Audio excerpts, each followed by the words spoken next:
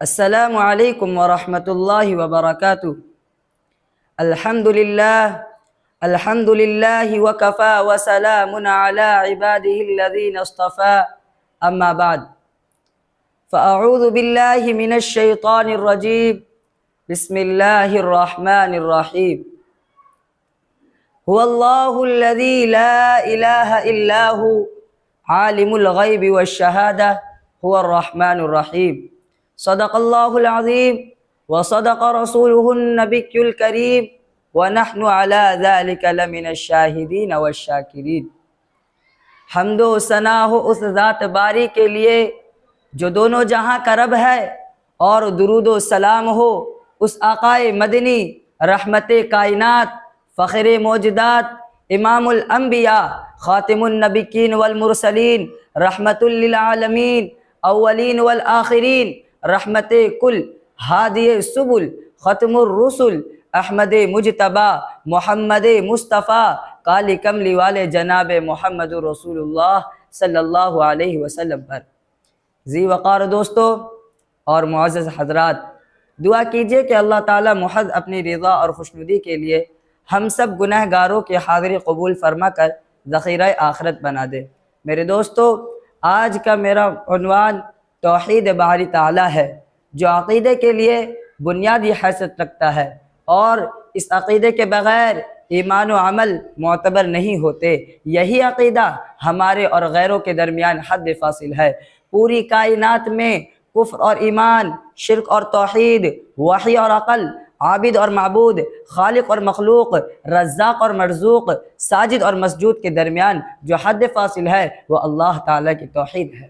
میرے دوستو، جب تک کہ دنیا میں کہتے رہیں گے ہم اور تم دونوں ایک کلمہ، تو گوہے سارے ہمارے ساتھ ہوں گے، نہ کوئی جھگڑا، نہ کوئی لڑائی۔ لیکن اللہ تعالیٰ کی توحید کا مسئلہ بیان کیا جائے، شرک کے خلاف بولا جائے، تو نفرت کی آوازیں ہوں گی، کفر کے فتوے پیدا ہوں گے، وہابی اور دیوبندی گستاخ رسول کے نام دیے جائیں گے، طرح طرح کے مسائل کھڑے ہو جائیں گے۔ اللہ اکبر، اللہ اکبر۔ لیکن ماضی کی تاریخ پر جب نظر پڑتی ہے، انبیاء علیہ السلام کے احوال دیکھتے ہیں، تو کوئی پریشانی ان تنے والی باتوں سے نہیں ہوتی۔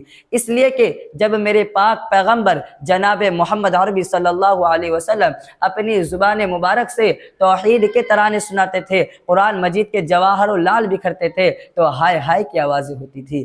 مشرکین مکہ، سارے چودھری و پادری، گندی زبانوں کے مالک، بتوں کے پجاری، ابو جہل، ابو لہب، عقبہ، شیبہ، لات و عزہ کے چیلے میرے نبی صلی اللہ علیہ وسلم کو ان ھذا لساحر کذاب کہتے۔ نعوذ باللہ، یہ جھوٹا ہے، یہ ساحر ہے۔ کوئی کہتا ہے یہ شاعر مجنون اور دیوانہ ہے۔ لیکن میرے آقا امام الانبیاء، خاتم النبیین والمرسلین، رحمت للعالمین، اولین والآخرین، توحید کی باتیں سناتے چلے جاتے۔ کیوں؟ اس لیے کہ عقیدہ توحید ہی اعمال کی بنیاد ہے، ایمان کی جڑ ہے۔ اگر اس بنیاد میں کمزوری آ گئی تو سارے اعمال بیکار ہیں۔ اس لیے ہم کہہ سکتے ہیں، خواہ کوئی بڑا مفکر اسلام ہو، خواہ کوئی بڑا مؤرخ اسلام ہو، خواہ کوئی بڑا مبلغ اسلام ہو، خواہ کوئی بڑا زاہد ہو، خواہ کوئی بڑا فاضل ہو، خواہ کوئی بڑا ابدال ہو، خواہ کوئی بڑا قطب ہو، خواہ کوئی بڑا پیر ہو، خواہ کوئی بڑا شیر ہو، خواہ کوئی بڑا پابند صوم الصلاۃ ہو، متقی پارسا ہو، تہجد گزار ہو، ارے چاہے جو کچھ ہو، جو کچھ بنتا ہو، اگر عقیدہ کمزور ہے،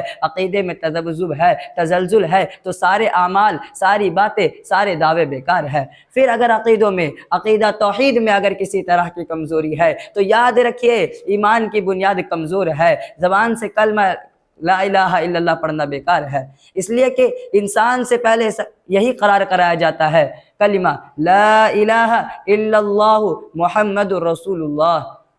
اس کلمہ کی تلاوت سے جہاں آدمی مسلمان کے نام سے جانا جانے لگتا ہے، کفر اور اسلام میں فرق پیدا ہو جاتا ہے۔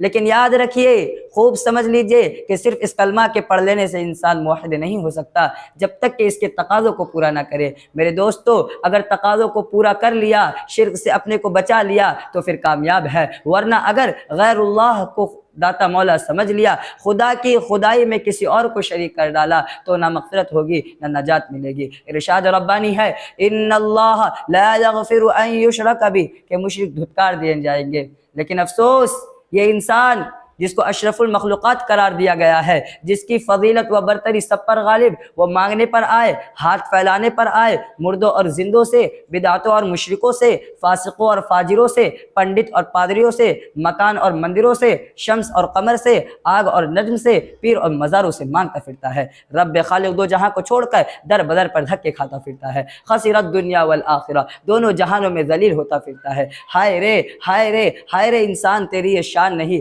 تیرے اس کرتوت پر تو فرشتے بھی حیران ہیں۔